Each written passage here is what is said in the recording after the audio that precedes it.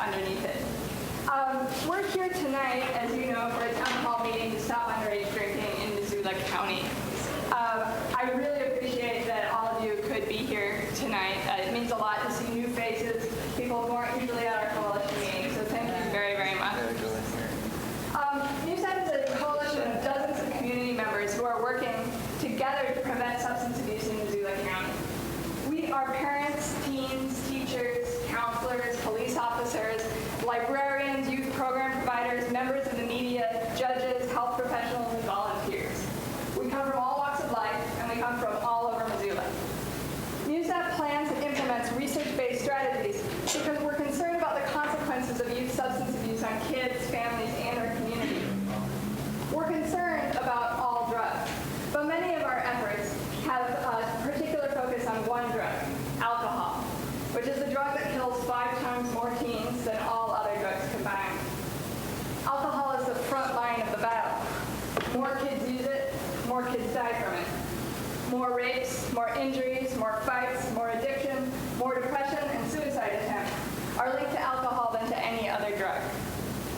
Research also shows that kids' memories and decision-making abilities are impaired not just for the duration of a party, but for the duration of their lives.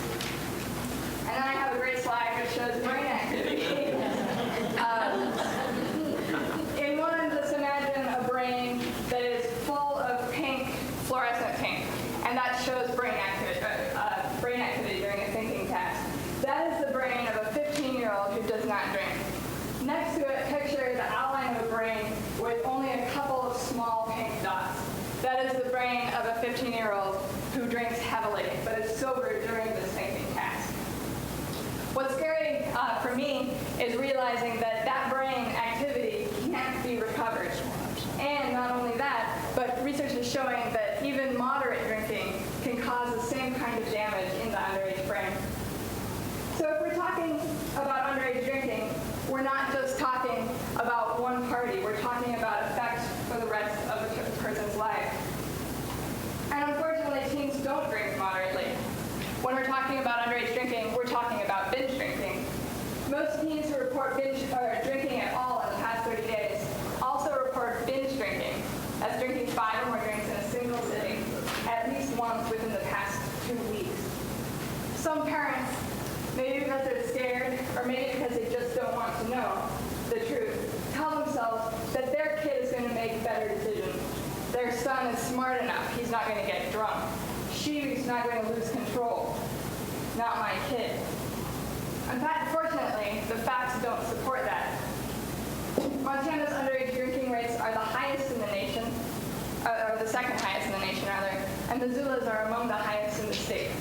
Our underage drinking rates are 12 to 16% higher than the national averages, and the problems that we experience reflect that. Worse, kids are starting younger and younger. The average age that kids first start using now is 11 for boys and 13 for girls. 20% of Missoula's 8th graders report binge drinking in the last 2 weeks. That's 1 in 5 8th graders. 40% of teens who start drinking before the age of 15 will become alcoholics. The longer young people delay using alcohol, the safer and healthier they'll be. They'll be less likely to binge drink, they'll be less likely to become addicted, they'll be less likely to die from alcohol-related injuries. Their brains will have a chance to mature into adulthood when they'll be less vulnerable to the effects of alcohol. If we wait until all the problems that go along with underage drinking appear, we've waited too long. Intervention and treatment are more difficult, more painful, and more costly for our community than preventing the drinking in the first place. Underage drinking is not a minor problem, but it is preventable. Communities across the nation have successfully turned the table on underage drinking, and we can too, but it takes a united effort. A successful prevention strategy must do 2 things. It must reduce risk factors and increase protective factors. Risk factors are factors that increase the likelihood that teens are going to use alcohol or other drugs. For example, availability of alcohol in the community is a risk factor, and community tolerance of underage drinking. Protective factors are factors that reduce the likelihood that kids will engage in underage drinking or experience problems from that drinking. Some of the protective factors that are clear family expectations, no use policies. We're also working to increase participation in alternative activities like athletics or music. We're working to increase the number of caring adults in teens' lives. The other thing that prevention has to do is engage multiple sectors of the community simultaneously. So it's not enough just for law enforcement or schools or teens or parents alone to engage in this problem. Instead, we all have to work together to prevent underage drinking. Multiple sectors must do their part in order to change the problem. The good news is that in the last few years, Missoula has made major strides towards stopping underage drinking in our community. Law enforcement has implemented a comprehensive effort that holds minors, adults, and retailers responsible for the law. Schools and treatment providers have partnered to create Project Success, which puts intervention right in the schools where kids spend most of their time, or so much of their time. Educators are including prevention messages in classes for parents, for children, for teens, and for other caring adults. Media campaigns are helping spread the message that underage drinking is unsafe, unhealthy, and illegal. Athletic coaches, activity leaders, churches, they've all joined the fight. Media literacy is being integrated into programs in classrooms. And the Youth Development Network is devising strategies to increase the number of caring adults in kids' lives and to increase the availability of youth programs to all youth. Over the last 4 years, kids have begun to report increased protective factors. They say in Missoula that they feel safer in their families, in their schools, and in their community. Combined, such factors will lead to behavior change. But where is the tipping point? I think that the tipping point lies with all of you. We, if we believe that underage drinking is preventable, can prevent it. So what can you do? You can be a star. A star is a significant, trusted adult resource. That means that you're the kind of adult that you want kids to become. It means that you talk with kids. It means that you don't cross to the other side of the street when you see them coming toward you. Being a star means that you care about kids, you spend time with them, and you listen to their opinion. Talking with young people about alcohol and other drugs from very early age is also critical. We have to start talking before they start drinking. You also need to have clear no-use expectations and expect no-use expectations in schools and in the community. We know from research that teens are responsive to no-use expectations. Finally, you don't have to go it alone.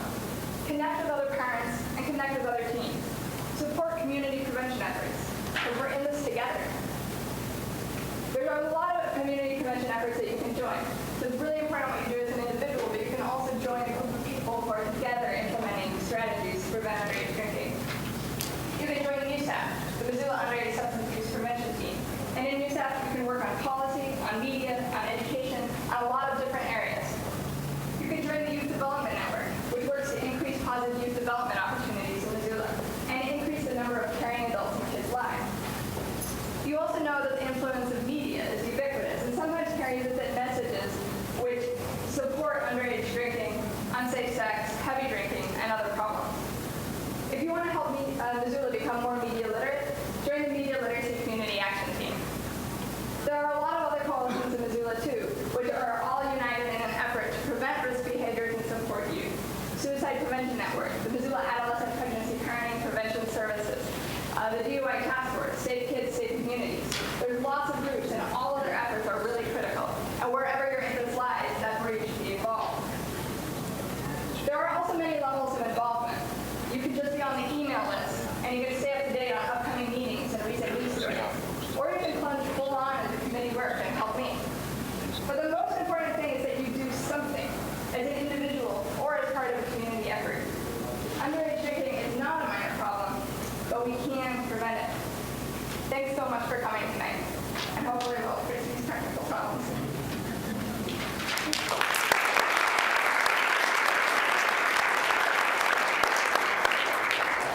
If you'll just bear with us for a few moments, we'll see if we can get this up and running, and if we can't, then we'll just press on to the actual town meeting portion, which was scheduled for 7:30.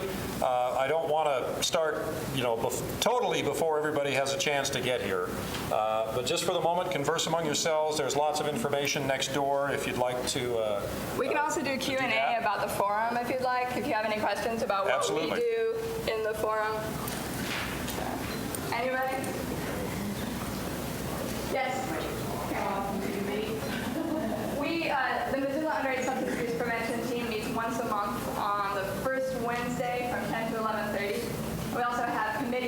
which can meet at any time to accommodate the schedules of the committee members.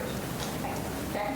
Where do you We meet at the Missoula County Public School Administration Building, which is at 215 South 6th West. And I send out emails all about that. On one of the tables here in the corner, kind of behind Jeff's zone, wave, Jeff, thanks. Jeff is right through this doorway for those of you who can't see him.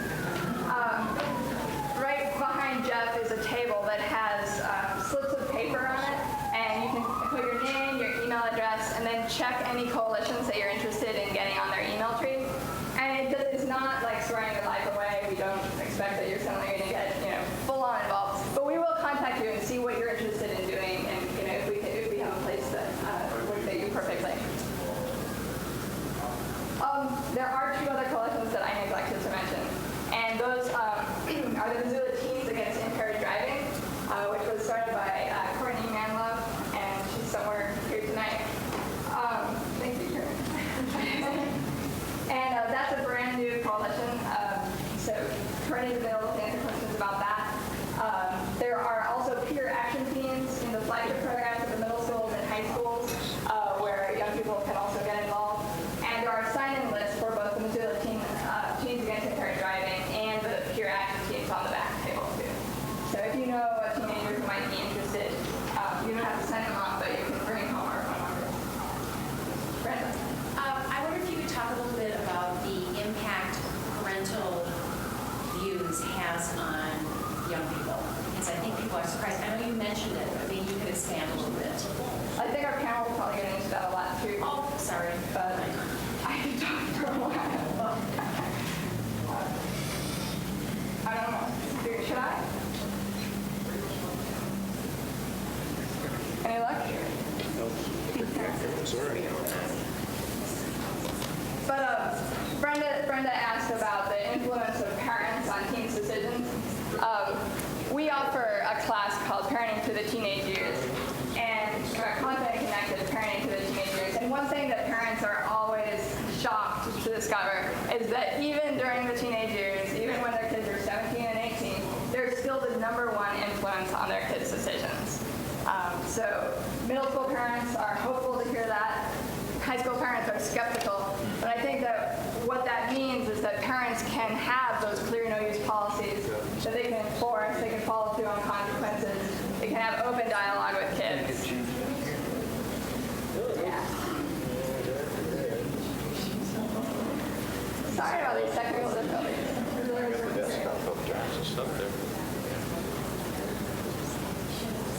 So how do we get out of this? So you can stop this.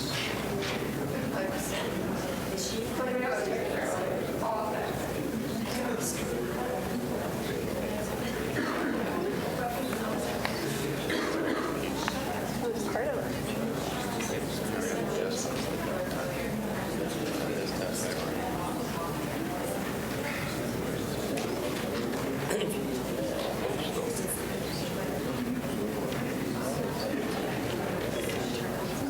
So what do we get? Take care of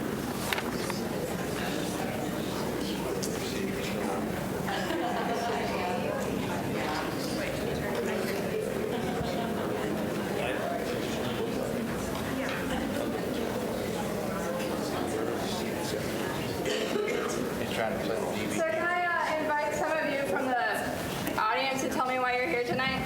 Like why you're interested in underage drinking, how we can prevent it? Start over here. Any volunteers why you're here tonight?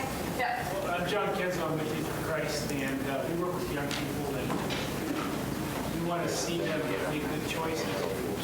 This is a bad choice, teen drinking. That it affects them, and it's hard on the students. Diane? I work for the Center for Substance Abuse Prevention in Washington, D.C. My office is in Reno, but I get to live in Stevensville. So I really care about the choices kids are making in my own state, but I'm also representing a larger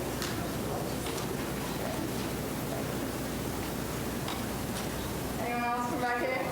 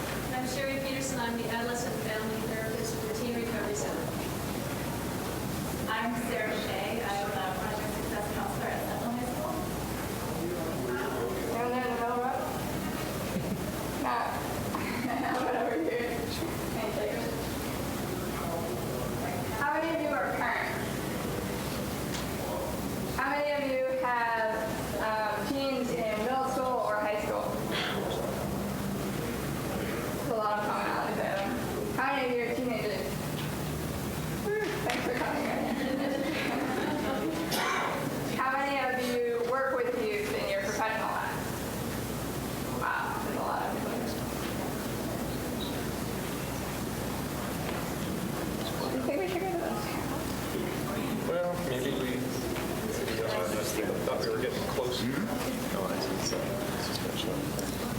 Why don't you guys go ahead and go out to the truck? And let's get set up for the panel. We're going to get set up for the panel, so go ahead and talk. Sorry about the vegetables. Should be able to figure this out.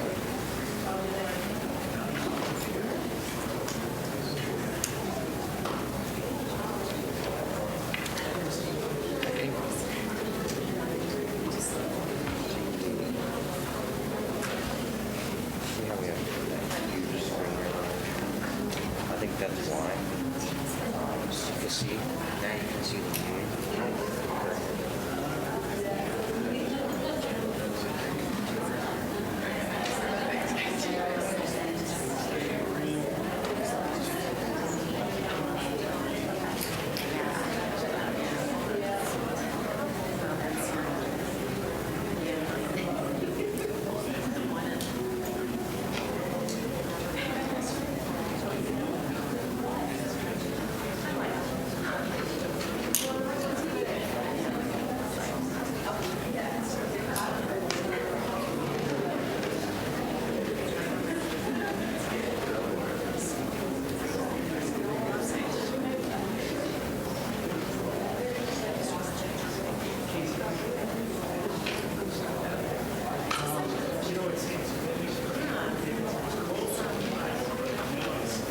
So in case you're wondering, we have to set up the video systems and take the panel. That's why it's going to take a little bit to get those 6 people or 7 people up here.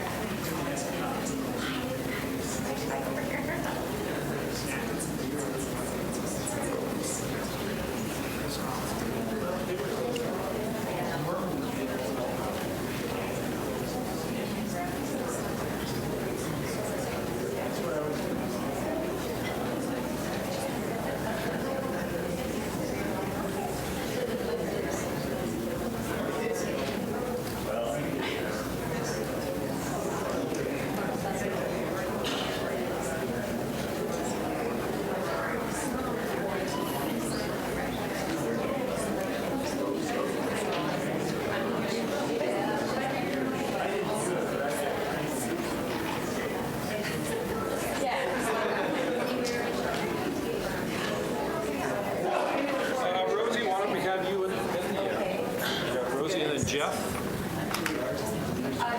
Jeff is coming. Kevin, let's separate our police officers. Jeff, why don't you come over here? Thank you. Kathleen, I'm going to have you right there. So in between the two. And then Chris, why don't we have you here? We've got Kevin. Kathleen? Or actually, I'm sorry, you can stay where you are. Coordinate over here. Kevin.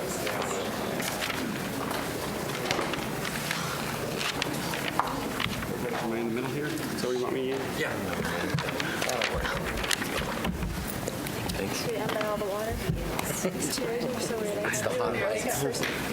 Can I have some water, please? Thank you. John, Pat. All right, well, thank you again, and again, apologies for the vagaries of technology. Who knows, we may finish up this town meeting and the thing will play perfectly and we'll watch the video after. But nonetheless, I appreciate everybody coming here, and if we do see other guests who were scheduled to be before the panel, we'll try and make room for them as well. My name's Ian Marquand. I'm the Special Projects Coordinator for KPAX TV. And back in the fall, back about a year ago, my station put in for a grant from the Greater Montana Foundation to try and do something we had not done before, spend 6 months looking at one particular subject, and end up that 6 months with an hour-long special program, a town hall meeting, and then a second half-hour program showing the community what happened at the town hall. So tonight is really the final big part of our project. We called it On the Edge, Risk, Recovery, and Response, talking specifically about the risks faced by youth in our community. what the recovery of those, or what's involved with the recovery from substance abuse, alcohol, tobacco, other drugs. What are some of the other problems associated with them? Talk about the recovery and also the community response, because the community response is very important.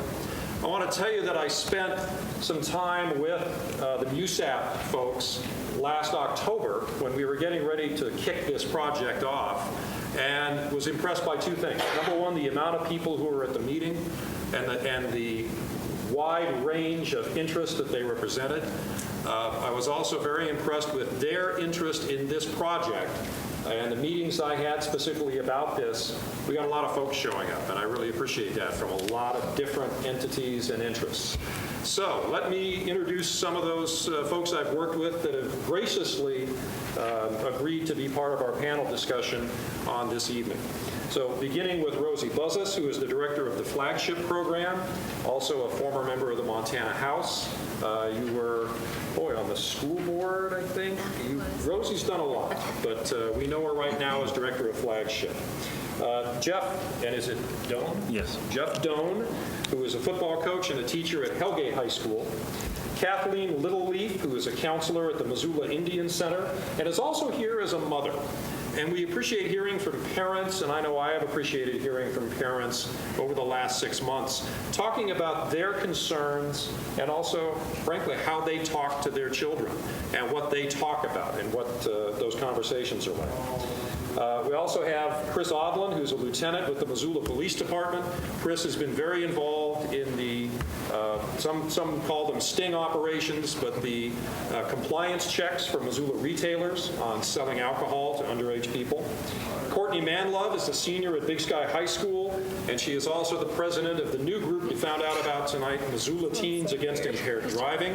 And Courtney has been very involved in this project from the very beginning, and I've appreciated her involvement.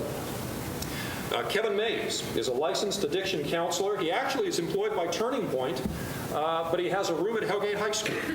Project Success is his program. There are Project Success counselors at all three of Missoula's public high schools, plus the Willard Alternative School. And Kevin's and his students provided me with some really interesting insights into youth and the challenges they face. And finally, Deputy Pat Turner of the Missoula Sheriff's Department. I was able to ride along with Pat on one of his Saturday night kegger patrols, and that was also most enlightening. So that's our panel. So let's kind of begin with state of Missoula on this subject. Tell us, beginning with you, Rosie, where are we right now? We heard from Jory on some of the statistics and some of the issues, some of the numbers, but from your perspective, where are we with teens and substance abuse and risk? Okay, thank you, Ian. Do I need to... We can try the mics. I just don't know how well the table mics are working, but let's try. All right, okay.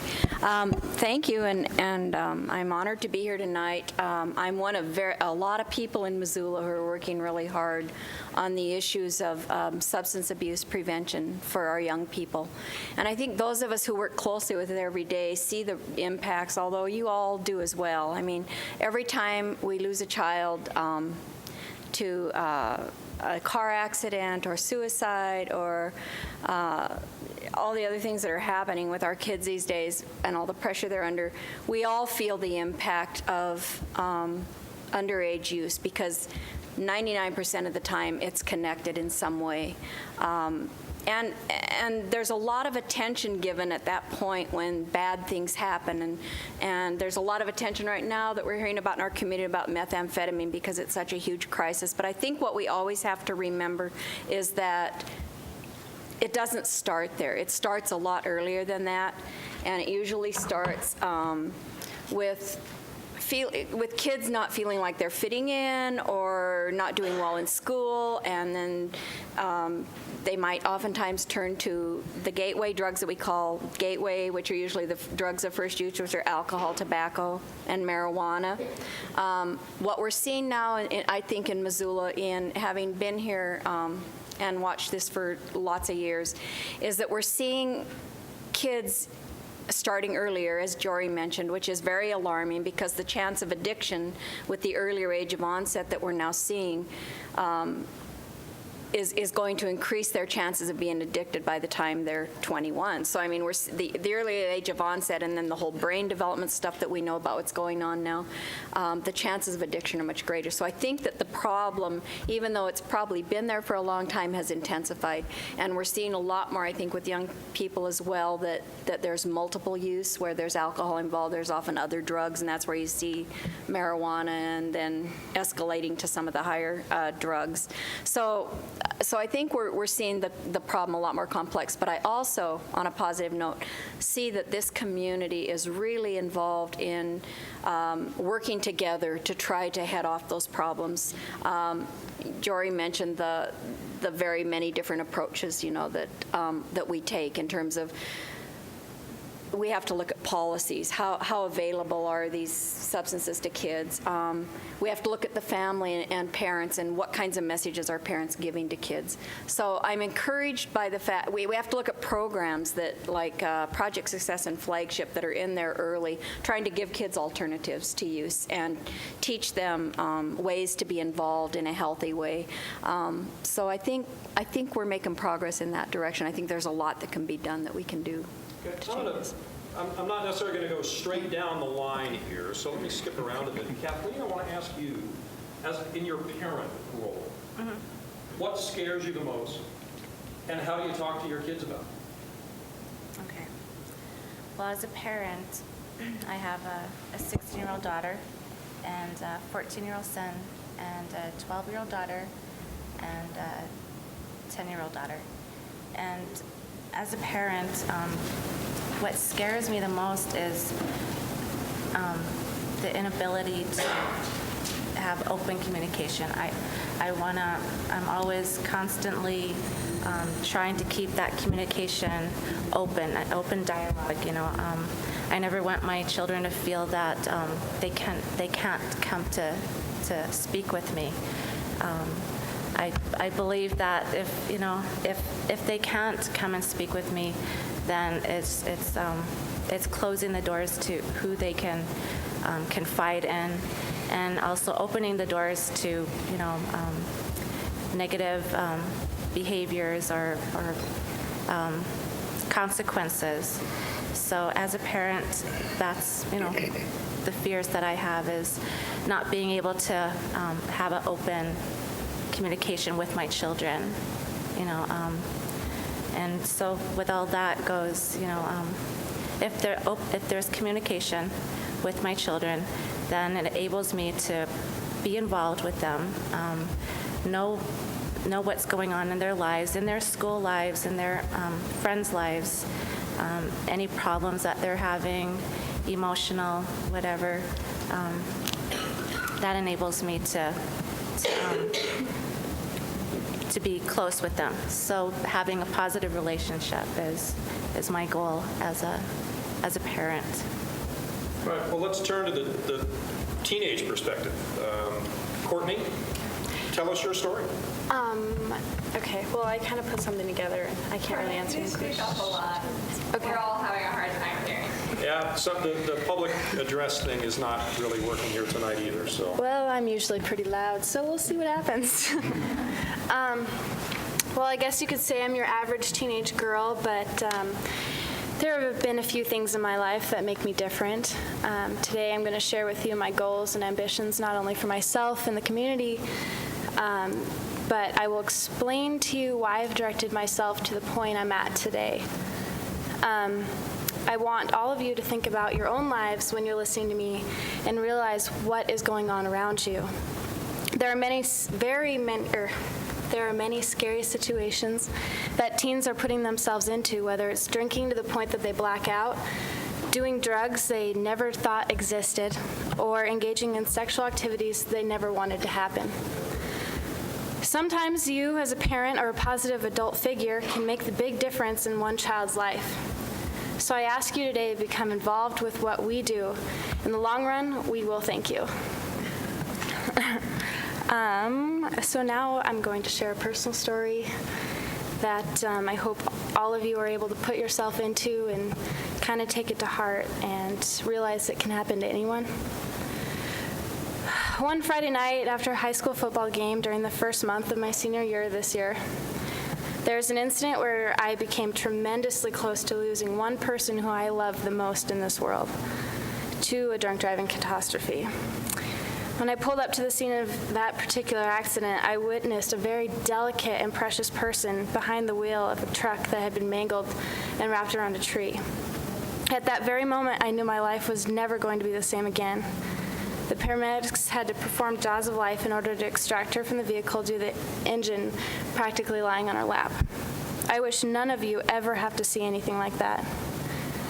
The friends and other community members that were there with us during that experience will never be forgotten. They were there to do anything possible to give their support. It was a chance for all of us to realize that life is dangling from our own fingertips, and the fate of it is in our own hands. In Montana, drinking and driving is a major problem, and something needs to ultimately rectify it. It's a phenomenon that needs to go from crawling to taking those little baby steps into the right direction and saving lives and future generations with making positive choices. My goal this year was to be that voice and advocate for my generation. I helped by working with the police force, the legislature, and many other very important positive choice groups in the aid of cracking down on drunk driving in Montana. My anticipation was to give them a younger perspective so it would be easier to reach the hearts and minds of my fellow Montana teens. I felt as though I would be beneficial to these people because I'm only 18 years old and I've lost virtually almost a dozen of my closest friends due to suicide or alcohol-related accidents. This should not be happening to anyone at any age. Many people will proclaim that it's too much for a young adult to have to endure, but I've kind of turned it into a learning experience and a motivator for my own existence. Life is too precious to dissipate or throw away. The older I've become, the more friends I've lost, I've come to realize that we're not as invincible as we may think. When we're young, we go and go until reality finally decides to hit us, and sometimes it makes a few hit rock bottom until they are fully aware of what is going on in their life. I'm beginning to assume it takes that extremely close call or the loss of an immediate family member or loved one to comprehend the consequences of driving under the influence of anything. Again, this shouldn't happen to anyone. I ask only one thing of all you today. If I could have you take one thing away from everything I've just told you, I would hope it's the fact that the fate of my peers and your children is in the way you help them make their choices and whether or not that choice will save their life. Thank you. Jeff, I want to turn to you as a teacher and as a coach. You're working with young people on a daily basis. What do you see in terms of youth doing things that perhaps they shouldn't? Well, we could always say it changes all the time. You know, there's so many things that happen in our young people. I've been teaching for 20 years, coaching for 20 years, and some of the issues are the same, some are certainly different. I don't think I can give you examples of anything, but I think, as always, kids want to belong to something. Sometimes they're afraid to belong to maybe the right things, but they want to belong somehow. And peer pressure is great, I think as great now as it was in 1974 or 1964 or 1984 or whatever. It's still, peer pressure is a lot of things. And as a coach and as a teacher, I think what I try to do and what coaches try to do is get kids to make choices that are the right choices, and make a commitment. And that's really a big thing about all coaches and all teachers. Make a commitment to learning, make a commitment to your teammates, and really make a commitment to yourself. Jeff, is it easy to spot a young person who's having difficulty? That's tough. There's many times it jumps right out at you and it's easy, and other times you can't tell. And some kids will open up easier. Some kids are a little quieter about things, but you know, the ultimate goal is to get to know every student that you teach and every athlete that you coach, and it doesn't always happen. Some you get to know better, and it takes time with other people. But that one-on-one relationship that you can have as a coach, as is a great thing. I've got people here in the audience that I coached, and it's great to see them around town, and they still say hi, and certainly some you forget and they say hi to you, but you learn names of a lot of people and you get to know people. I don't think I answered your question, though. Well, there may not be a real answer, but because I think some young people are very good at hiding what they're doing. And obviously you can't be with them all the time. You don't know what they're doing when they're not around you, which primarily is during the school day and during events, right? Yeah. Yeah. The best thing is to be honest and ask, but it takes a certain amount of comfort with that student to get to that point. But we'd really try hard to get to that point with our kids and ask. If we suspect, we ask. Hellgate High School has been remarkably open with us during the 6 months of this project, and Kevin Mays has been really helpful from beginning to end with Project Success. So let me ask you this. When someone walks into your room for the first time and is interested in Project Success, what's the conversation like? Often it's not about anything to do with problems they're having, but it's more about getting to know a new person and getting to trust another adult. And a lot of the kids that come into my office have had many adults come and go in their lives. And so to learn to trust somebody new is sometimes a difficult process. So it can be really relaxed to learning, playing guitar, talking about sports, anything like that. It amazes me, though, how quickly it will turn into a student really talking about the issues that are going on for them in a short period of time. I had one student I'm specifically thinking about wanted to come in to learn to play the guitar. And the student was in my office for all of 10 minutes before he started talking about his father who had just passed away and how he was dealing with the stress of that and starting to turn towards substances. A lot of students going through similar issues like that then kind of creates the need for groups where other students realize they're not alone in that. And so I have a lot of students coming into the office to find support in their peers. And they know that there is a place they can belong and talk about these issues and learn to make good decisions. And that is the Project Success Office.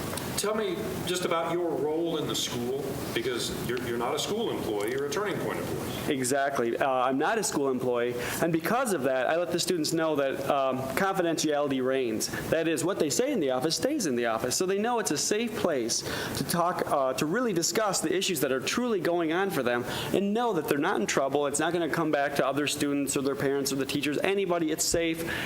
Even their friends don't know about it. They can come in and just talk about what's going on in their own lives, and that way get support to make good decisions and to get some feedback, to kind of get some resonance, to have some rapport there, to learn to trust somebody, and then to get some feedback about what they're talking about so that they can make good decisions and informed decisions that are going to be healthy and ultimately successful in their high school career and in their lives.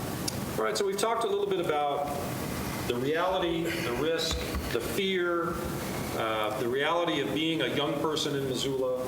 We've talked a little about the recovery, or at least one factor in recovery. But I want to talk about response for a moment, and I want to bring in our two law enforcement representatives. And let's begin with Pat Turner on the end here. Pat, one of the things Missoula has done is basically pay you to do extra patrols. Tell us about what you do on especially Saturday nights, maybe even Friday nights. Well, a lot of the statistics and facts that the local groups have, such as MUSAP, come from the state of Montana. And Montana has, of course, seen a dramatic rise in teen deaths, injuries on our highways and in our communities. It's a problem that we face, and it's a problem that we need to look at as a community. But the state then, as a result of that, has issued and given out various grant monies to help us to go into the community to deal with these problems. And everybody has a different avenue or different approach. And of course, with law enforcement, our approach is to deal with citations, getting them into court. The courts now are trying to work with referring them into counseling and other other alternatives that they have. And so all these avenues work together. And even though we're seen as the bad guy many times, I do see it as a positive step forward when you actually issue a citation to a teen, because in many cases it's the beginning of the end of their drinking, because their parents are going to be aware of it, the courts are going to be aware of it, and there is a price to pay, not just with the courts, but in their family. I went on a Saturday night ride with you, which you said was an average night, not terribly eventful. No one was arrested, although a couple people did get in handcuffs temporarily. Not much in the way of seizures, no big keggers. But when you have a busy night, tell us what that's like. Anymore, as most people know, the first thing that happens when people begin drinking is their judgment is impaired. And anymore, it becomes a hazard for police officers to go out into the roadways and streets and to deal with these problems.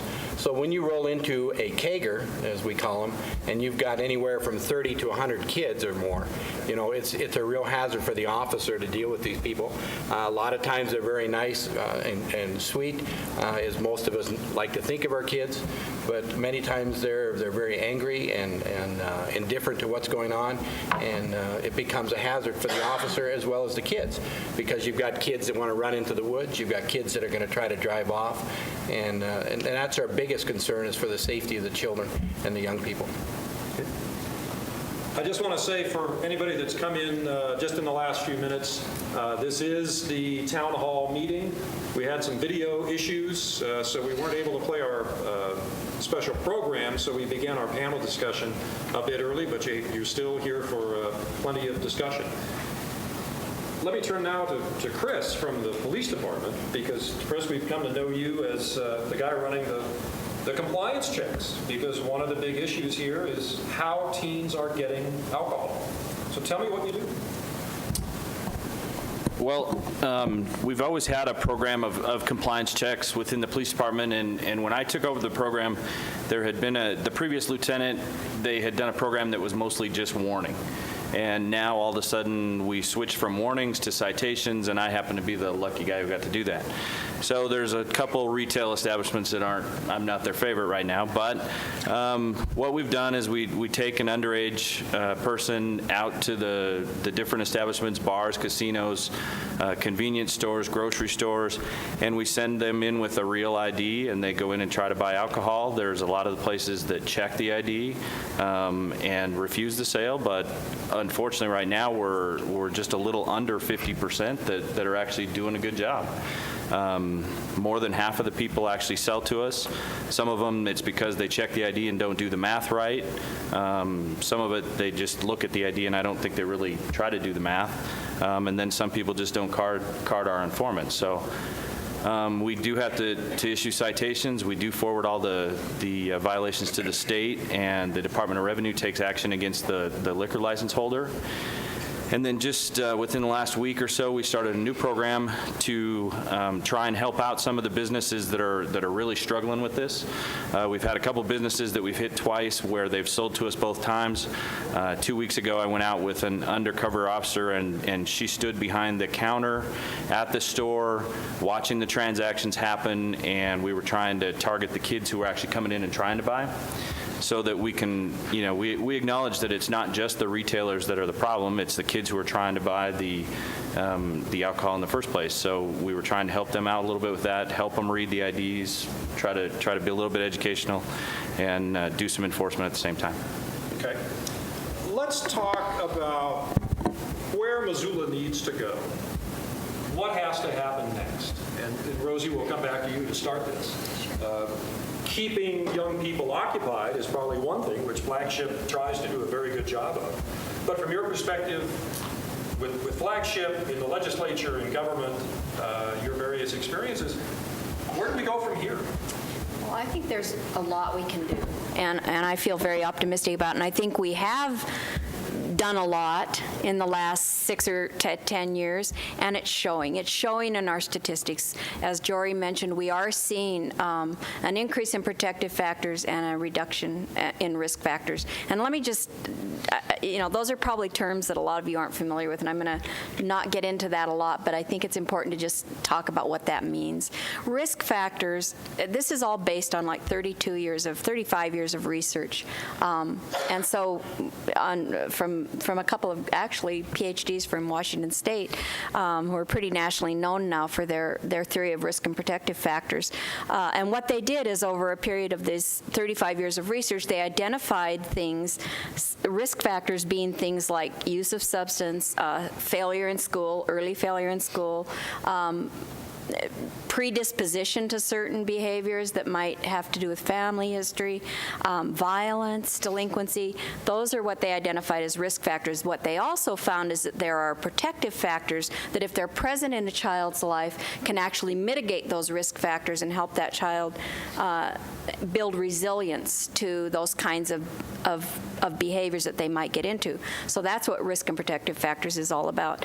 And the research, the state data that was alluded to several times here is the Montana Prevention Needs Assessment Survey, and there's another one that OPI does, but that's the one that we look at the most, and that's the one that's given to 8th, 10th, and 12th graders every 2 years in our schools, and they are asked specifically what factors are present in their life, and they are based on risk and protective factors and how they're, what they're related to their behaviors. And we are seeing change.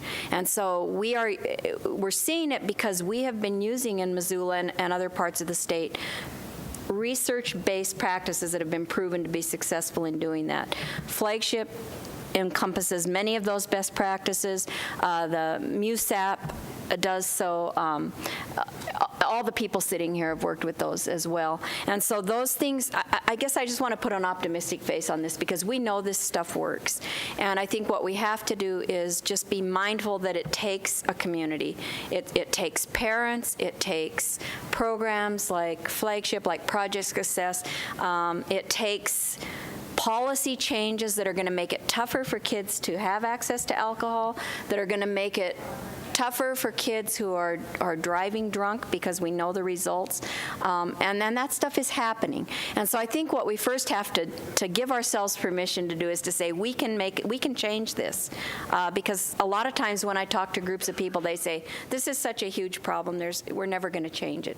And the fact is we can change it, and we are changing it. But what we need to do is get more people involved and more people feeling empowered, like Courtney and others who can say, yes, there is, maybe what I can do is one small part of that, but collectively we can make a change in this, and so I want to get that message really clear.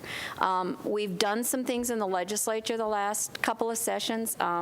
The KEG registration law should be a help to allowing law enforcement to actually trace who is purchasing alcohol for kids, for minors.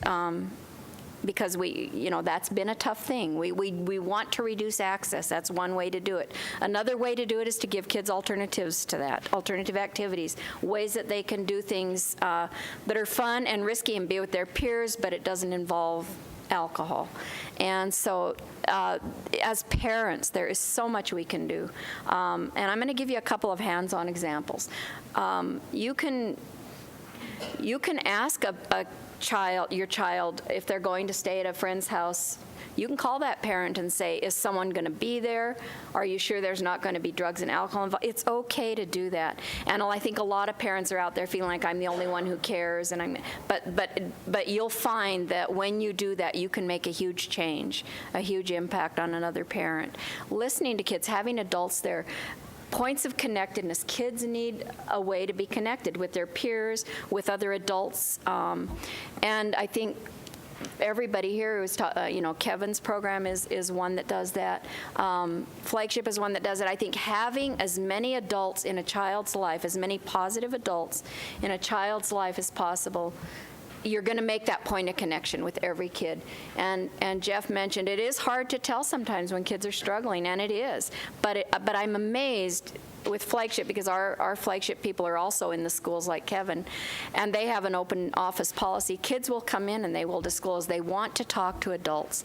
And maybe they don't always want to talk to their parent because, hey, you know, part of their job is emancipation, and they're trying to identify, you know, establish their own identity separate from their families. But they really do want to connect with adults, and they want to hear from their parents, and they want to know from their parents what the boundaries are.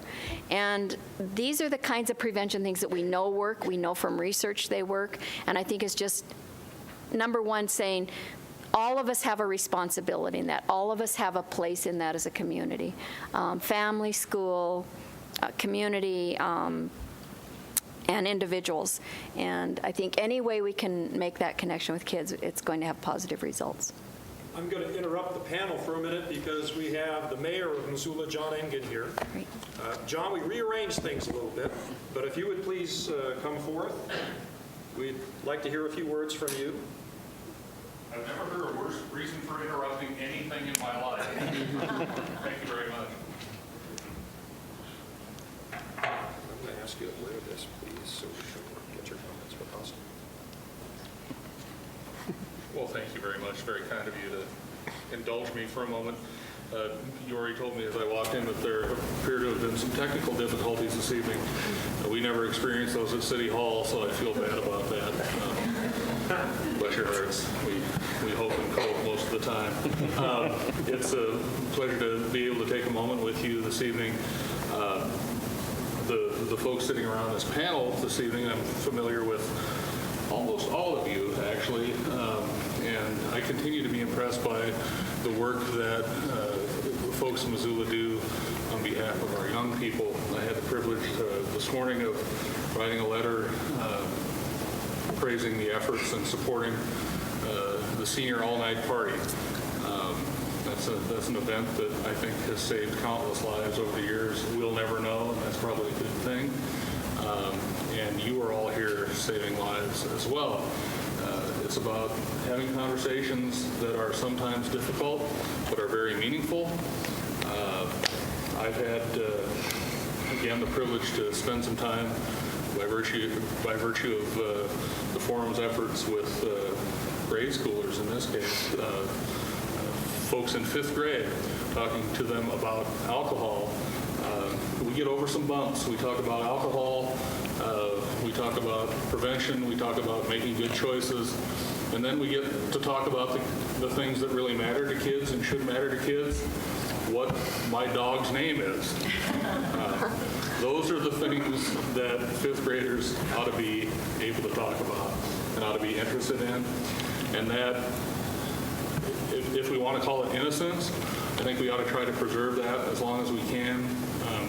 We need to give our children, our young people, the tools they need to make the best decisions they can make. And thanks to all of you, I think we're working on doing that. So again, thank you very much for having me, and thank you for making the effort to be here this evening to talk and think about all of these things that are very important to our community in small and enormous ways. So thank you.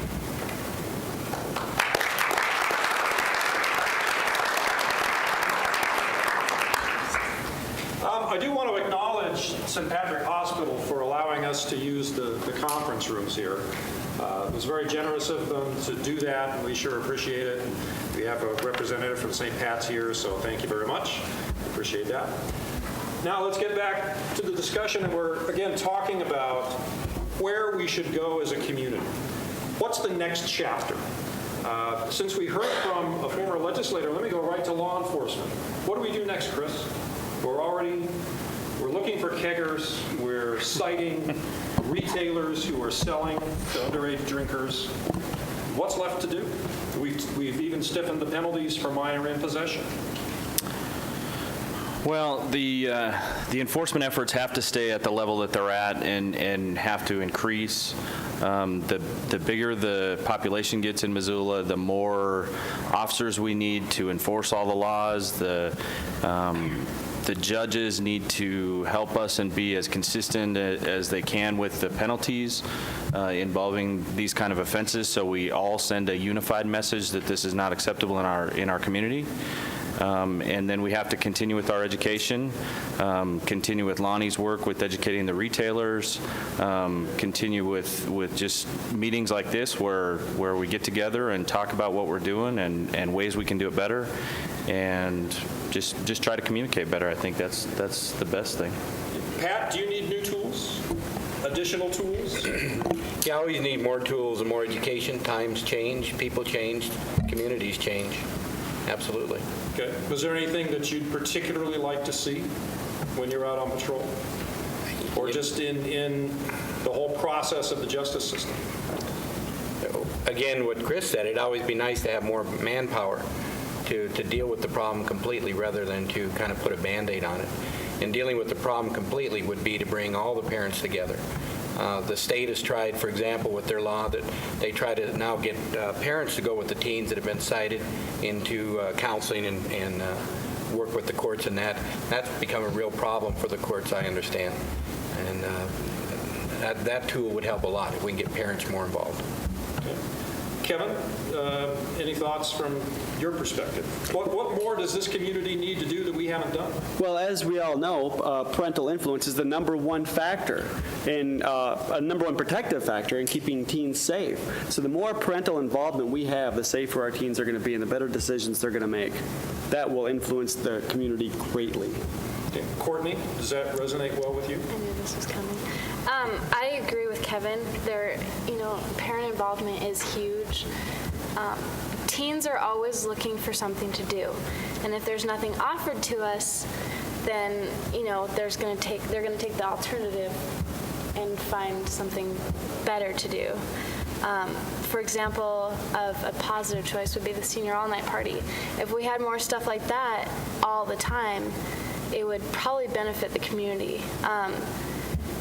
Kids under the age of 21 are always looking to be adults. That's all they want to do. And at the all-night party, my mom was telling me they have like poker tables and, it lasts forever. There's prizes and games and music.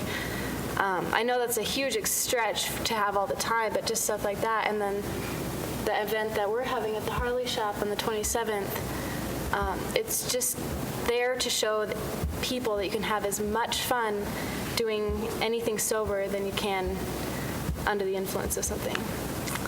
So I don't know if that answered your question, but Kathleen, we'll turn to you now, and again, I'll ask you to kind of speak up for the people in the back. Yeah. But as a parent, what more would you like to see in Missoula? And or as in your role as a counselor? Mm-hmm. Yeah. I work at the Missoula Indian Center, and I work with the MIPs and the minors in possession and the multiple MIPs, the reoffenders. My job there is to educate alcohol drug education. I reiterate the laws over and over with my MIPs. I do my best to build a relationship with my clients, an open rapport, because it is treatment. The MIPs are coming in for treatment, and I don't want to look at it as a punishment. I believe they're being punished because they are involved with the fines and the community service and the courts. So I like to try build some communication and get them to open up and let them be able to ask questions and to feel comfortable and to be that adult who is there to listen also, not just to educate. But from a parent's perspective, being a parent can be is the best role model for their children. The best role model, and also joining other parents, because definitely youth do need support in adults. And if you can go out there and look for parents and join up with them and get your children together, For example, my children are part of a new group called the All Nations group, and it's a group of Native American children or youth who come together for cultural activities such as drumming, powwow drumming, dancing, bringing the cultural aspect back to substance abuse prevention. Because, definitely from a Native American perspective, living in like a city like Missoula, those things aren't there for the taking, So I'm really thankful for this group that, Lydia Spotted Eagle has brought about, and it has some really positive effects on my children and on other children that I see coming together. So definitely joining other parents, being involved, providing a safe environment, a loving environment. That's why the open communication for myself with my children is so important, because I didn't have that as an adolescent. So I didn't have that parent support, adult support. So it did lead to a lot of negative behaviors concerning alcohol. So now my job is to be that positive role model for my children, and I urge, other parents they are capable of doing it and being involved, extracurricular activities, being there for support, and so on. So. Jeff, let me have you finish off this round. As you're dealing with, or not dealing with, as you're working with young people, do they give clues that something's missing in their life? There's something more that Missoula needs to offer them so they can make good decisions and they can have activities that are positive. Do they tell you anything's missing here? I think occasionally I'll have kids say there's nothing to do on the weekends, or there's nothing else to do in Missoula. But I think I try to reinforce that you make your own fun, you make your own things happen. And that's what I always try to do, is try to get kids to develop that leadership ability as other people have said, things that you can do that don't require drinking alcohol. Trying to change that culture. We're trying to change the culture away from the soda pop to drink water. We're trying to change the culture all the time. And that's what I'm trying to develop, those young people that can do that. We want to open this up to questions from the community. So be thinking of questions you'd like to ask the panel here, but let me bring just a couple more, attention to a couple of other people. One is Lonnie Hutchison, who wears a lot of different hats. Just wave, stand up, do whatever. Lonnie wears a lot of different hats with the health department as far as the traffic safety coordinator.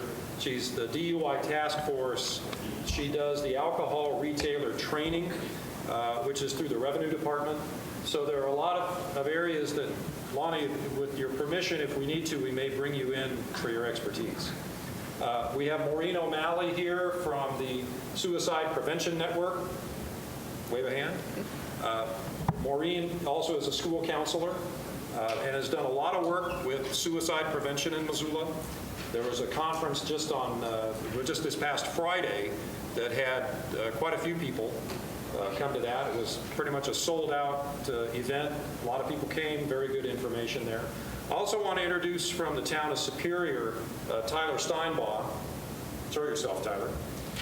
Who was one of the youth photographers for the On the Edge project, and has also been involved with Tobacco-Free Mineral County, and also has been involved with a lot of other health and safety issues in the Superior area. And we're very pleased that Tyler came all the way from Superior to be with us tonight.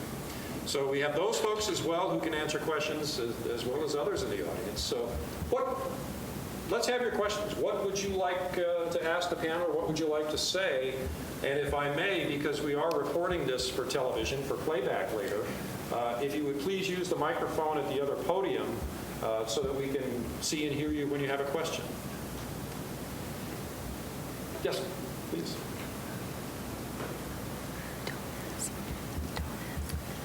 My name is Donna Hamilton, and I have 3 daughters, all of which have been very familiar with the law enforcement in Missoula County.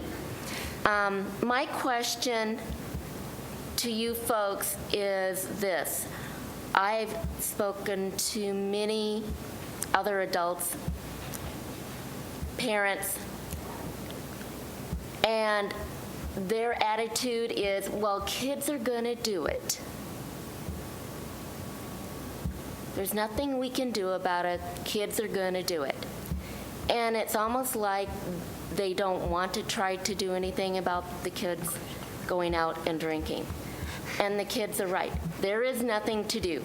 Flagship goes from 4 o'clock to 6 o'clock. They're done. There's nothing for those kids to do other than bowling, sports, music, getting involved with their churches, getting involved with their parents, which they really don't want to hang out with anyway. But there are a lot of things out there to do. My question to you folks is this. We do Grizzly basketball, Grizzly football, all these sports events, and what do you see at all of these sporting events? Tailgates. People walking around, and literally they are drunk. And I admit, when I was younger, I did that also. I didn't do it when I was a teenager, but even as an adult, what kind of example is that if we as a community allow that to go on?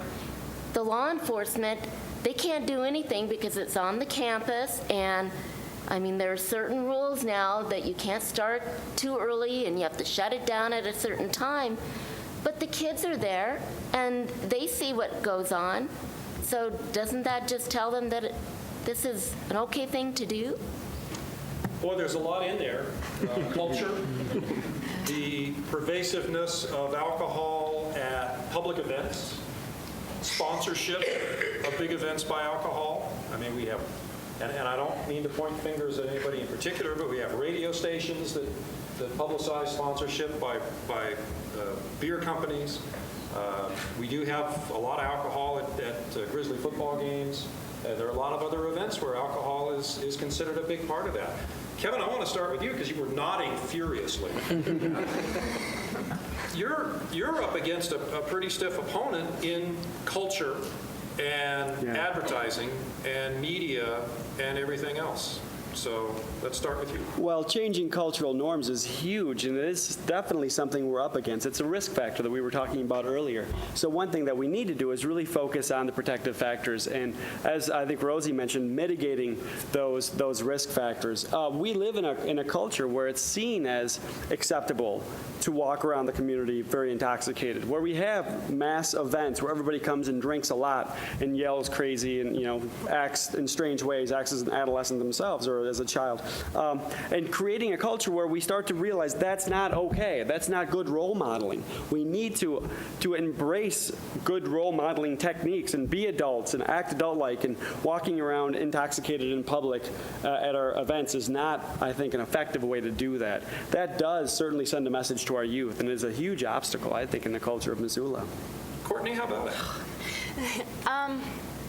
I'm going to go with the social norm aspect of it. I think it's 100% possible to change the thoughts of people towards drinking and driving and anything involving alcohol.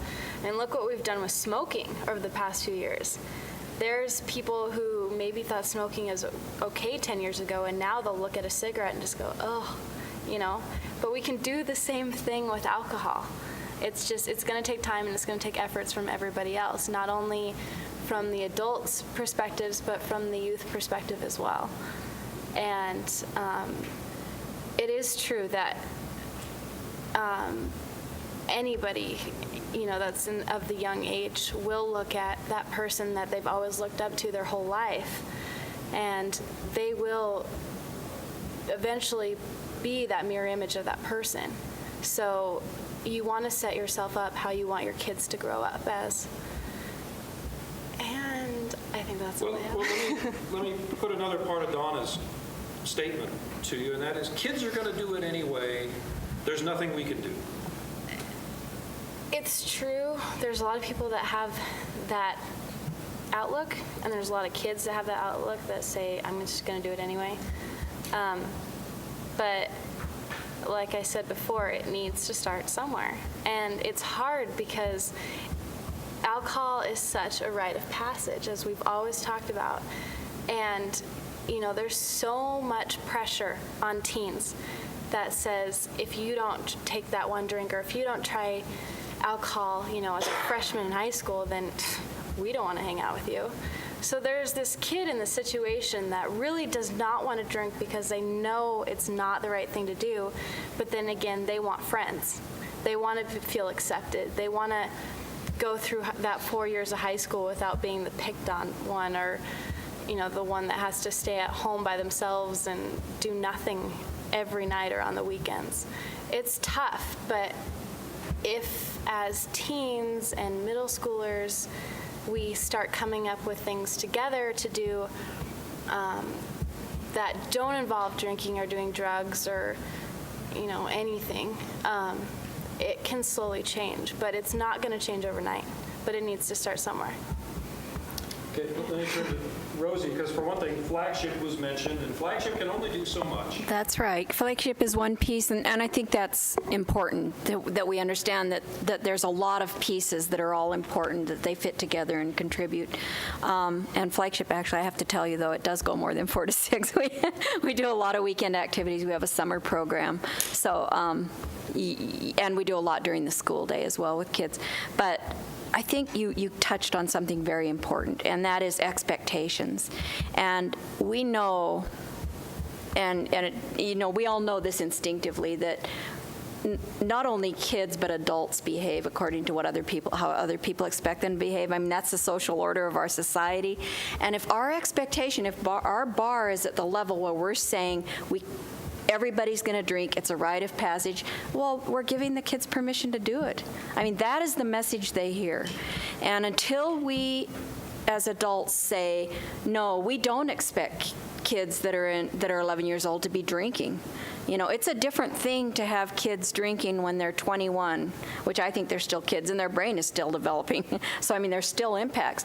But we have to say, we have to raise the bar, I believe, on our expectations of what we expect in terms of how we're going to behave and how we expect our children to behave.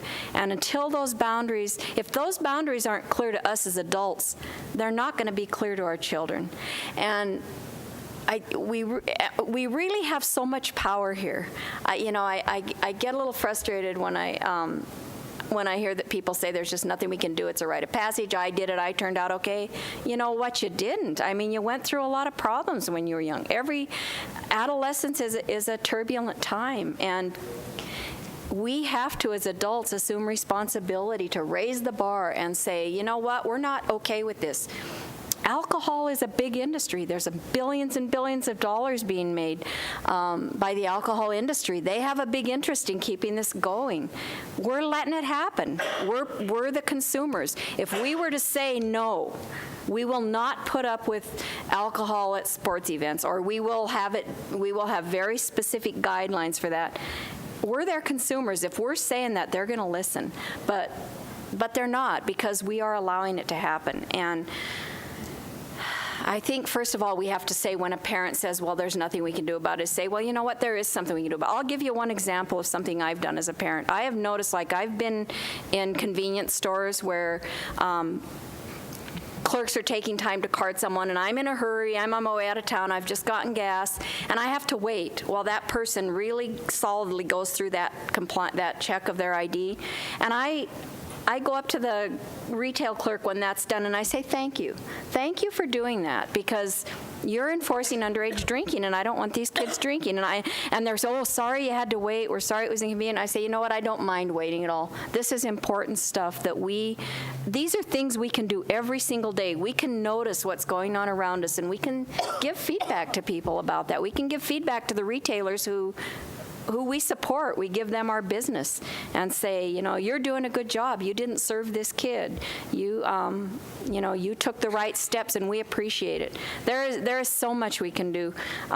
Expectations is huge. If we don't expect our kids to succeed in school, they're not going to succeed, right? If we don't expect our football team or our basketball team to win, they're not going to win. We go in there and say, we will win, and this is how we're going to do it. And we have to take this same approach with alcohol. And and be very clear with our kids. The other thing that was mentioned was role modeling. It's been mentioned again and again. That old adage of do what I say, not as I do. We role model every single time we talk to our kids. We have dinner with them. We drink around them. We're giving them a message that they're going to hear a lot clearer than what we're telling them. Oh, you can't drink, but look at us. We're drinking and we're having a great time. And but we're adults, and making that distinction for kids so that they clearly understand the boundaries, I think, is critical. There is so much we can do day to day to get a hold of this problem. Kathleen, do you believe that teen alcohol use is inevitable? Inevitable. I don't. Maybe I used to think that way, that it was inevitable. I don't think that way anymore. I believe that definite with positive parent. Okay, well, for myself, I can't speak for other parents. As a parent, I don't drink, I don't smoke, I don't do drugs, and my children know that. So that's where it starts for myself and my children, is being that positive role model who does not use. As long as there's, if you're going to offer your child, a safe environment with structure, with discipline, but knowing there's a lot with discipline. There's overly disciplining your child or not enough discipline. You just need to find the medium. Because with the medium comes the following of rules. I know that it happens in my home. I'm very thankful for the positiveness from my children, and I think it's coming from being that role model where who can show that drinking, you don't have to drink. You don't have to drink. You don't have to use drugs. You don't have to smoke. And they're following that. They're following that lead. So I'm very, very thankful. I know for myself, I started my first drug or alcohol use was at 14. I'm very thankful that my 16-year-old has not used at all. So that's where my thinking comes from, is just being the role model that who does not use. So I don't know about other parents who do and the effects that may have, and I can't speak for them. So Jeff, you don't have to say anything, but any comments you'd like to add? Well, I'm coming from the Missoula County Public Schools and the code of conduct side of this. I don't think that alcohol use is inevitable. I think our policies that we have put into place in this last year are designed to give kids, I guess, a consequence if they make a wrong choice, but also a reason to say no. That if something means enough to them to be involved, to be committed to an activity, they have a choice. They have a way out. They say, I can't do this because I've got a commitment to my team members and my coaches and myself and my family. And I think that's a good thing. We've stiffened the consequence. We met over a course of a year and really looked at our policies and tried to, I think, tighten it up, but also add an education component to it. And I think that's been a good thing. It hasn't prevented everything from happening. There's still people that make wrong choices and choose to use, but our hope was that, I guess, we had a three-pronged approach in our policy. That it was basically one of the addiction counselors that was helping us develop the policy said something to me that really made sense. He said, if a first-time offense, if it's ignorance, educate. So, certainly they've not been educated before, but we're giving them that chance to say, all right, we're going to have you go through some classes and learn from this experience, if you choose to. The second time, the consequence increases. So the idea was, first time, ignorance, educate. Second time, rebellion, punish. So it's a pretty stiff consequence the second time around. And our third offense in the 4-year of a high school, if it's a third offense, it could very well be an addiction issue. So if it's an addiction issue, we need to treat or recognize that. So that's where our approach is. But going back to it, I don't think it's inevitable. I think kids can learn to make choices. They really can. It's just how they handle that peer thing. And if you get enough kids, enough athletes, enough that say, we don't need to do this. We got other things that we can do, and this is important to me. I think it can change. And talking about football, it's my passion, but I've been in a lot of places that don't have the same things that we do in Montana, or at least at the University of Montana. I've been to Colorado State, I've been to Nevada, Las Vegas, I've been to Air Force Academy. You can tailgate, but you don't leave at halftime. If you leave, you don't come back in. But they serve alcohol there that you can purchase. So they've got control over that as well. So I think it doesn't have to be the way it is here. It can be different. It certainly is other places. But that's our culture. I don't want to leave out our law enforcement representatives. You guys aren't policymakers, but how would you respond to Donna's comments, Chris? The police department recognized the social norm drinking that was going on at the Grizzly football games about a year and a half ago, and some of the demands that we made upon the university, for better or worse, resulted in the absence of Missoula police officers at the Grizzly games last year. And it was because we had put some pretty serious questions to the university about the fact that they were letting some of the tailgate issues go on. We talked about no re-entry after halftime. Stuff like that, and it ultimately just led to us not working the games. But it's something that is in our mind, and we think about it. I mean, last weekend, any kid that drove through South Avenue and Brooks, any time from when the Maggot Fest party started until it ended at 1 o'clock, saw several intoxicated people and not very good role models. So it's something that happens throughout the community, and we recognize it as a problem, and we'd really like to be part of changing that culture. Pat, anything you want to add? Well, it's interesting that you brought up the University of Montana, because I served 2 years with the President's Advisory on Drug and Alcohol Committee, and the President Supervisor of that is Mike Frost, and he's here tonight, and I'd like to defer to him to kind of deal with that question as far as what's happening with the university and their attitude towards drinking on events. Mike, do you want to say anything? Just come on up to the podium. Sure, Mike Frost from the university, and I chair the Drug and Alcohol Advisory Committee, where we've talked about the tailgate policy, and that's one part of what happens on the campus, is we do bring from around the nation thousands of students, a good chunk of them underage drinkers, and so this question, first of all, is it inevitable? I think, well, I'm a parent, a couple teenagers, and I think if there is alcohol around, it's inevitable.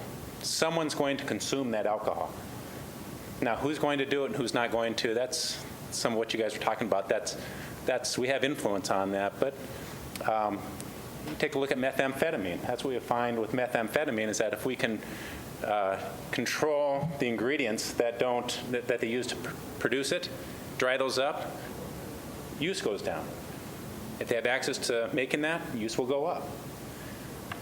So at a cultural event like the Grizzly football games, tailgates, I suppose about 3 or 4 years ago, we're trying to change the culture. It's very slow. It's very tough. In what direction do you go? The campus took a pretty strong stance and said, we're not going to be accepting money from the alcohol industry anymore for advertisements. So when you go into the stadium, you're not going to see advertisements from the alcohol industry. They aren't sponsoring these games. That was several thousands and probably hundreds of thousands of dollars now in sponsorship money that they gave up to take that stand. So that's like one of the stands. This issue of should we allow them back in after halftime, to me it makes common sense that once you're in, you stay in. And once you're out, you stay out. And you have some access, some control issues. However, it's a relationship with the community. There's a lot of businesses there. A lot of people come from around the region to come and socialize, and it's a great atmosphere for that. It's a huge event.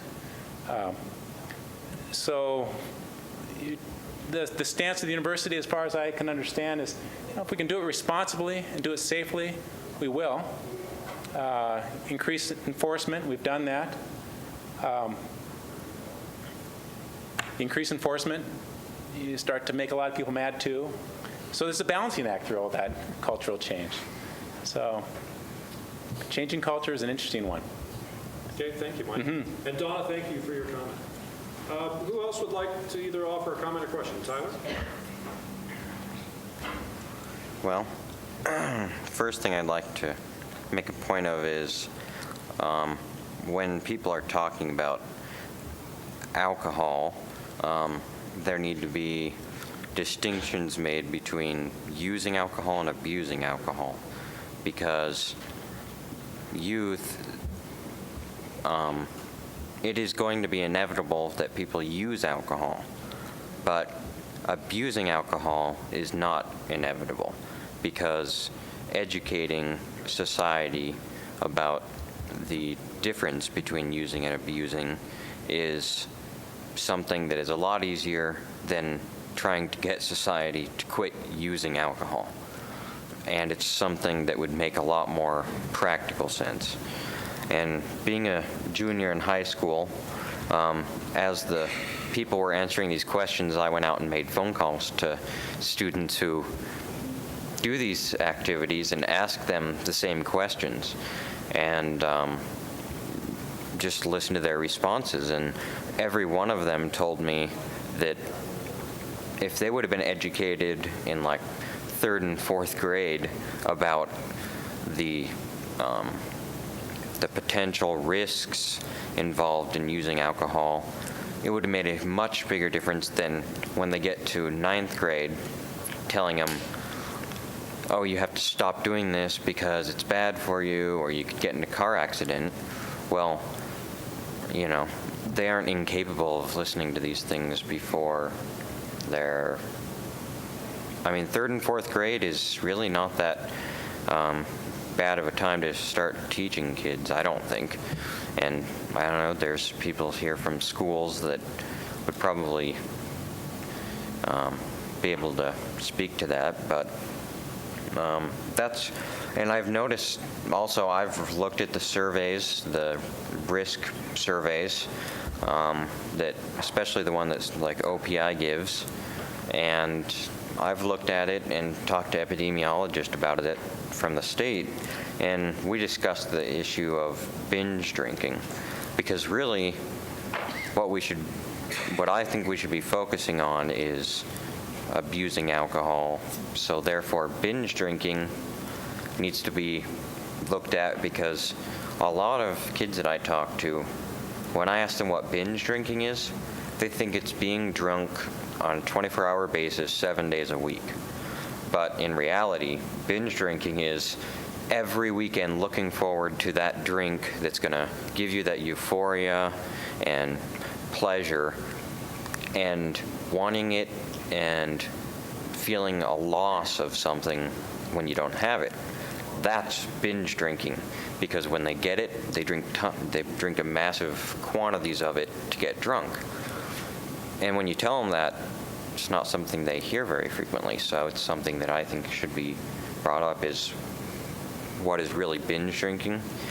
It's not being drunk all the time. It can be just being drunk every Friday, because you're really addicted to having it every Friday. I think anyway. And I think that when a kid is caught with an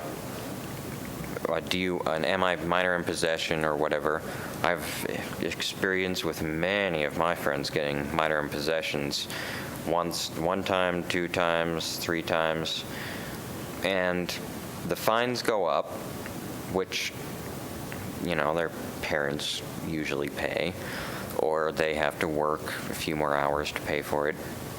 But maybe we should consider giving them more addiction training for the first offense, because that way we would prevent the second offense instead of waiting for them to get there. And the only other thing that I think is an issue is when a kid tells their parents that they're going to a friend's house or whatever they tell them, if the parent calls the other parent and says, is there any alcohol at the house or drugs or anything like that, who's going to be there? Is there going to be an adult? Kids know how to get around those obstacles very well. And they will get around those obstacles. So what you want to do is make it so that your kids trust you and that you trust them, and so that they can tell you, hey, I'm going camping with my friends. There isn't going to be adult supervision, but this is what we plan on doing, and if it doesn't work out, then I'll either leave or not take part in the activities. And you tell your kids that that's an option, and they'll be more than happy to take it. But if you tell them, no, you can't go, there's no adults, I don't trust you, the first thing they do is rebellion, and can't prevent that. So, and I know that she would probably agree with most of this, but those are my comments. After listening to all this, I've been writing notes and calling people and asking them, and so my big thing is use versus abuse. We need to look at how much attention we put on use and more on abuse. So that's Courtney, me. do you agree with a lot of what Tyler said? Pretty much all of it.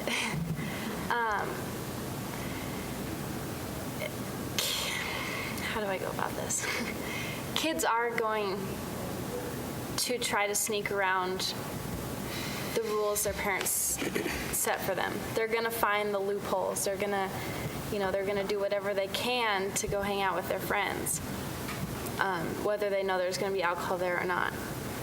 And I totally agree with them about having an open relationship with your kids, because I know when I was younger, I wasn't really sure. I admit to I wasn't sure if I could, come out and tell anything to my parents.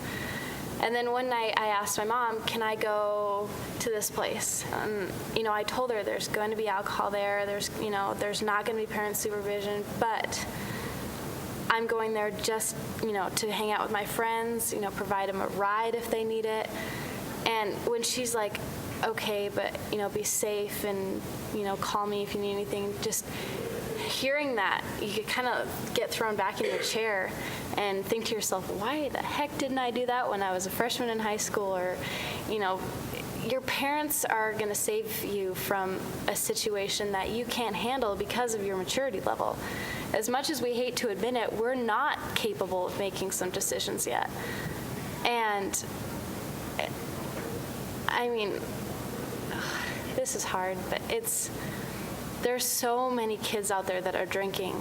And, I hear walking down the hallway, oh, I can't wait to get drunk on Friday. We're going to so-and-so's house, or we're going up in the mountains, and we're going to buy a couple 30 packs of beer and share it between 2 people, and it's scary. I'm just like, holy cow, why is this turning out the way it is?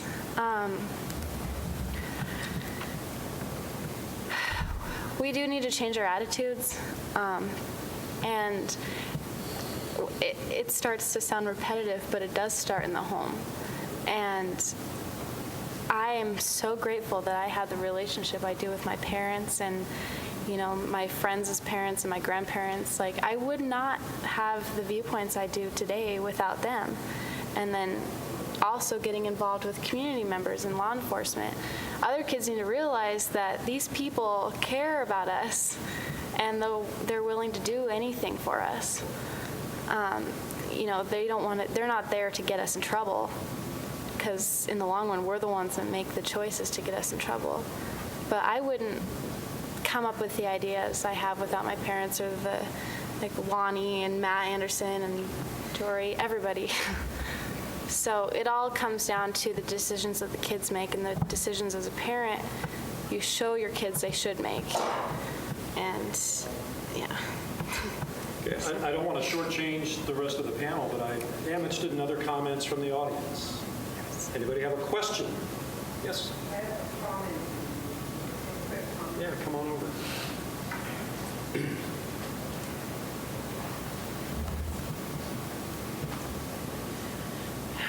My name's Lydia Spotted Eagle, and Kathy introduced me earlier. I'm a member of the Blackfeet Nation. I'm a student here at the University of Montana. I am a parent of a teenager. He's 15 years old, and he attends Hellgate High School.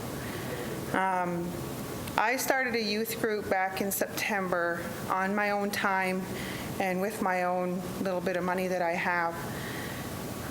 Right now, I have a total of, I think I have like 9 teenagers between 14 and 18. And they're all Native American. Most of them are Blackfeet. The reason why I started it is because I used to drink. I used to be a teenager. I went through all the same things that teenagers go through today. I experimented with drugs. I had parental supervision, but I went over it because, like she says, you know, if you don't have a relationship with your parents and be straight up with them, tell them where you're going to be, you're just going to do what you want to do, and you're going to wind up in trouble. So these kids that I have today, they are all alcohol-free. They are all drug-free.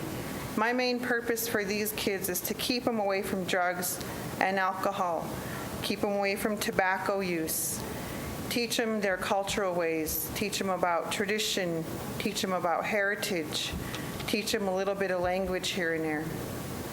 The incentive that these kids get is to be able to go in the community here in Missoula, and we teach our ways to the non-Native community.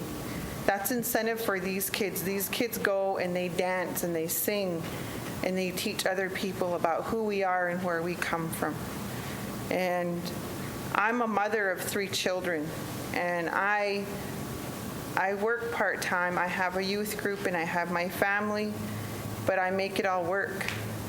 I don't ever shut my door on any of these kids, even if they're not mine. And I always tell them, if you ever need me, you call me. I don't care what time of the night it is, you call me. And I just want to say, you know, that I'm like Kathy. I don't use drugs. I don't use alcohol. And because I don't practice what I preach.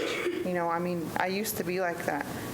Now I tell my son, okay, if I don't drink, you don't drink. If I don't do drugs, you don't do drugs. I tell him, and you don't ever have to do anything you don't want to do. You always, if you have a problem, you are worried about peer pressure, then you come to me and you tell me about it, and we'll deal with it. But don't ever feel like you have to be that pressured into doing something like that where you're going to hurt yourself or somebody else. But I just want to say that this panel thing is a really good thing that you guys are doing here in the community. And Kathy's program at the Indian Center is a really good program, and I just want to thank her for inviting me. Thanks. Okay, thank you. Any other comments? Yes, sir.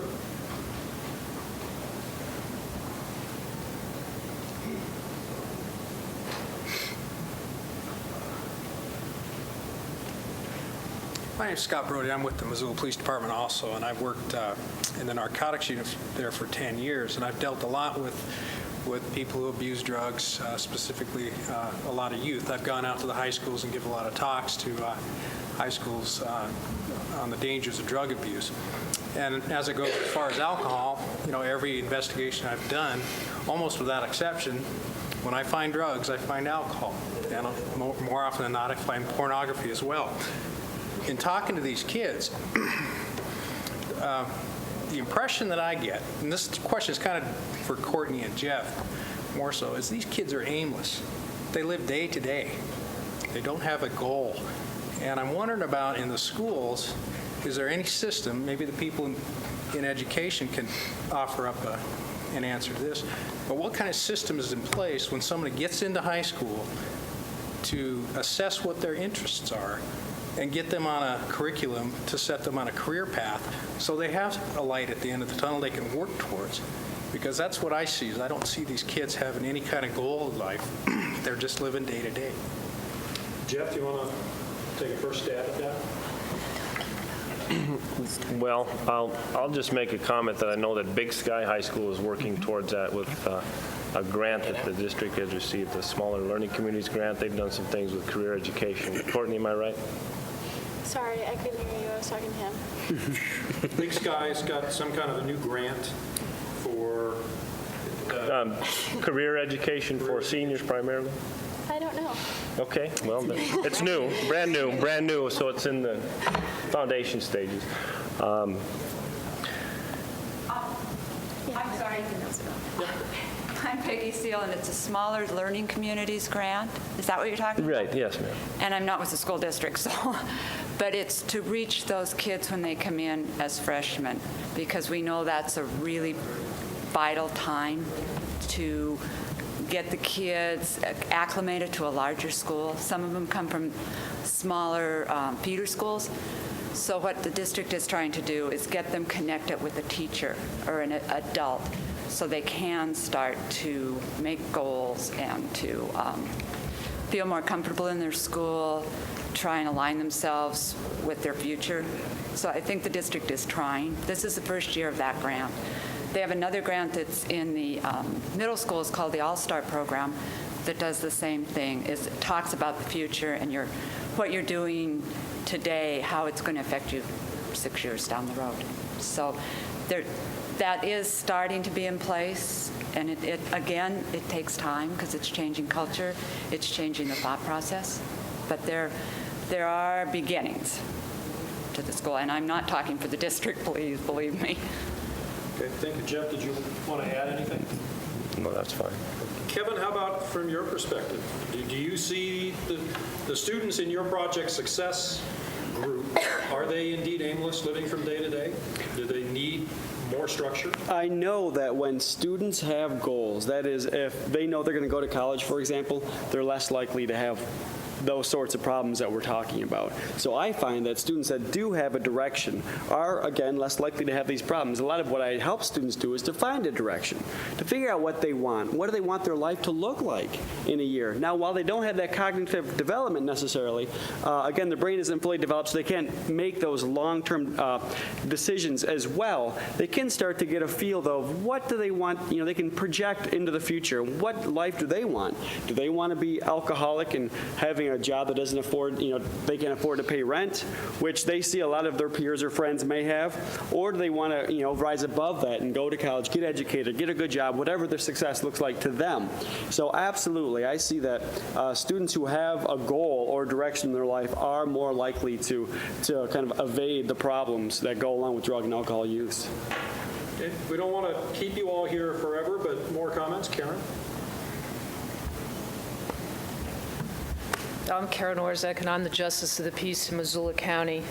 And what I've seen recently is, in the past 8 years, I've seen the age go less and less and less. I just had an alcoholic 11-year-old come in to court, a .211.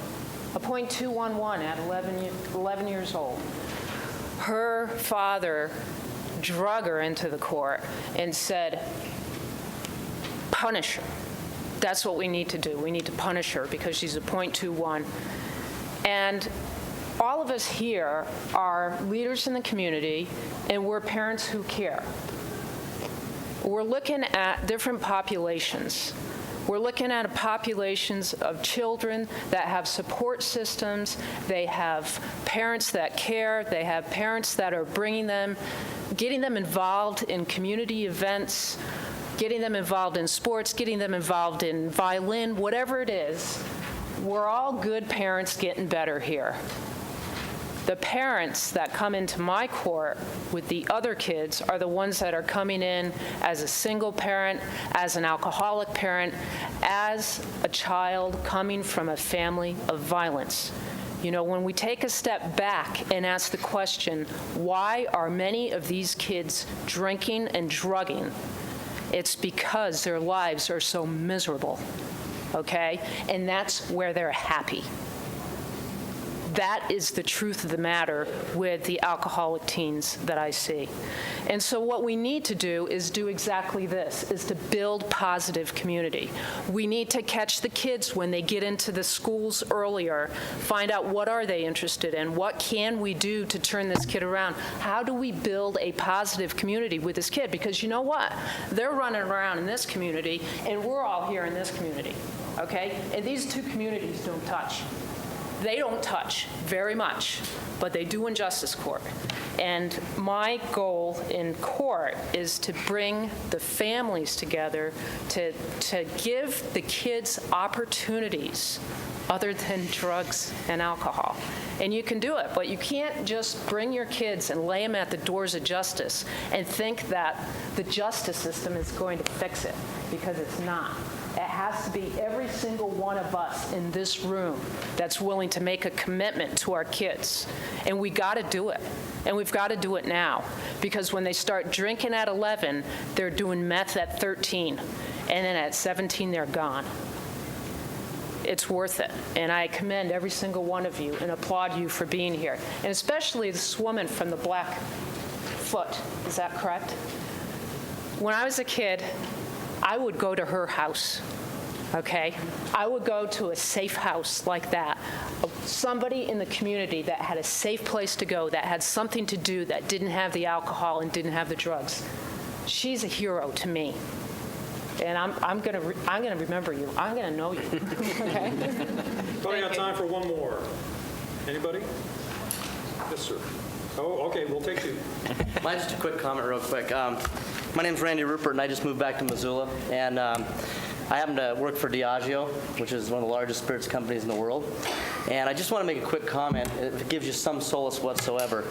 As a spirits company, we are very dedicated to social responsibility. You know, drinking age and above is the market that we produce our products for. And each and every year, we've spent a tremendous amount of money promoting social responsibility. And there's a group called Century Council. Some of you might be aware of it. We're a part of. A lot of the beer companies are a part of it. And we use that council to help get that message across that underage drinking is unacceptable. And we've worked with Nickelodeon to produce some programs that are available to this state, available to the communities. This is my third town hall meeting. I just went to one in Salt Lake, one in Cheyenne, and every community is feeling the same kind of pressure. And us as an alcohol producer want to help do whatever we can. I don't know if some of you saw recently, we just ran a program in Montana of 65% of kids, and it was a Necker program with all of our great liquor retailers here in Montana. We did it in Utah also. But it was a Necker that just stated that 65% of kids get their first alcohol from parents or friends. And it's so true from the studies they've done that we ask you, lock up your products. You know, it doesn't take more than a few extra minutes to open up your own liquor cabinet, but if the key is hidden, that's where kids and underage people get their first alcohol, whether they abuse it or not. So we ask you to do that and ask you to partner up with us whenever you can to help promote, you know, no underage drinking. And there's so many programs out there. I mean, in Salt Lake, we just launched a Nickelodeon program called Ask, Listen, and Learn. And to your point, people are bored. Kids are bored. They want something that's interactive, something they're interested in. And the Nickelodeon group did a great job with an interactive program on their computers that showed kids, that this isn't cool to drink. There's other better things to do. So there's a lot of programs out there. The state of Montana, we work very closely with the liquor division on working to make things better. And like I said, there's nothing we will stop short of to make sure that underage drinking doesn't happen. So if there's anything we can do, I'm back in Montana now. I'm thrilled to be back. I was living in Portland, and if there's anything we can do on a local level, we'll be happy to do that also. Thank you. We'll make this the last comment, but everybody will still be around afterwards. Feel free to ask questions individually. Yes? Okay, my name is Teresa Freedy, and I'm from Seeley Lake. I have 4 children. They're 20, 18, 17, and 10. And as far as I know, they do not drink liquor. I will never say never because I know how that goes. But my husband was a reserve deputy with Missoula County for 16 years, and he has talked to our children, and he told them, if you are ever at a party, don't waste your phone call on me. And they decided that spending a night in jail was the lesser of 2 evils between that and calling their dad. And I just want to say that. But my question is, in Seeley Lake, we have had flagship twice, and I don't know if it's funding or what the deal is, and I know they did some really neat things with the kids, but once again, it's gone. How do we get that back? One more thing for kids to do, because there's less to do in Seeley Lake than in Missoula. So that, Yeah, Rosie, you want to I'd touch be on happy to address that. Yeah, we would love to be back in Seeley with flagship. And funding is always a part of it. I mean, these programs do cost money when you're building infrastructure and having staff there to provide those programs. It does take money. So grants come and go, and we're always trying to fill those gaps. All I can tell you is we've had requests to be in a lot more schools than we're in, and one thing about working as a community and working in the coalitions that we work with that have been talked tonight, like MUSAP and stuff, is we are all sitting at the table trying to figure out how to make these things happen. And Peggy Seal, who got up and said she's not speaking for the school district, she's part of that coalition, though. She's part of the people who write those grants and try to get that money available. The grants are getting tougher and tougher, so we really do need community members saying this is something we need in our community, and we'll find a way to do it. And I've seen that work. Right now we're trying to get into Lowell School, which is a very high need population in Missoula, and we're looking at completely doing that with local dollars and putting pieces together to make that happen. Whoops. Wow. Well, that may be the ultimate program. But thank you, and we'll work on it. And I guess we have to leave the building. Seriously? I'm sure. What a night, huh? It's awful. Video? They went out some more they shouldn't. Oh, my goodness. Wow. This is amazing. Oh, yeah, we know when the ending is. Technology can get you coming and going.